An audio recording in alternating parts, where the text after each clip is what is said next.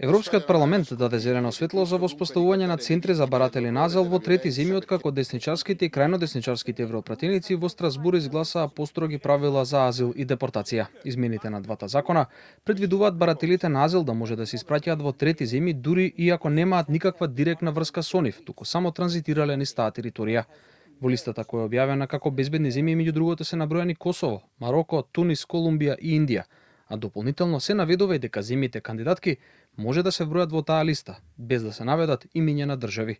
Целта на измените, како што посочија предлагачите, е засилување на улогата на земјите членки во справувањето со миграцијата и злоупотреба на правото на азил. With the two files is giving member states the flexibility they urgently need at hand to assess asylum claims in a fast, in an efficient and in a way that helps alleviating the pressure from national capacities. I testi che abbiamo negoziato rappresentano un passaggio concreto per affrontare l'immigrazione irregolare, un fenomeno che da troppo tempo mette alla prova la coesione dell'Unione, la sicurezza dei nostri cittadini e la fiducia nelle istituzioni europee. Ensuite, le texte sur les pays tiers sûrs met fin au détournement du droit d'asile. Il permet de transférer un demandeur vers un pays sûr avant même l'examen au fond. Иако законските измени поминаа со множество гласови, социјалдемократите и либералите се спротивставија на предложениот текст кој предвидува депортација на баратели на азил во трети земји, оценувајќи го како силен удар за основните вредности на Унијата.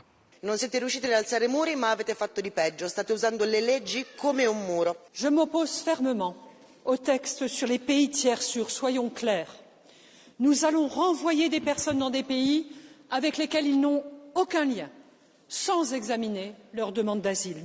L'extrême droite et la droite européenne, prenant exemple sur Donald Trump, engagent l'Union européenne sur une pente glissante. Un pays sûr?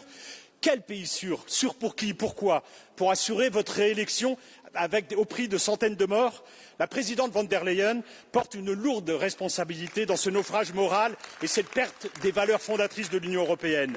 Elle a donné vie aux obsessions racistes de l'extrême droite. Измените на законите кои означуваат значително заострување на миграцијската политика сепак треба да добијат финална согласност од 27 земји членки на Унијата.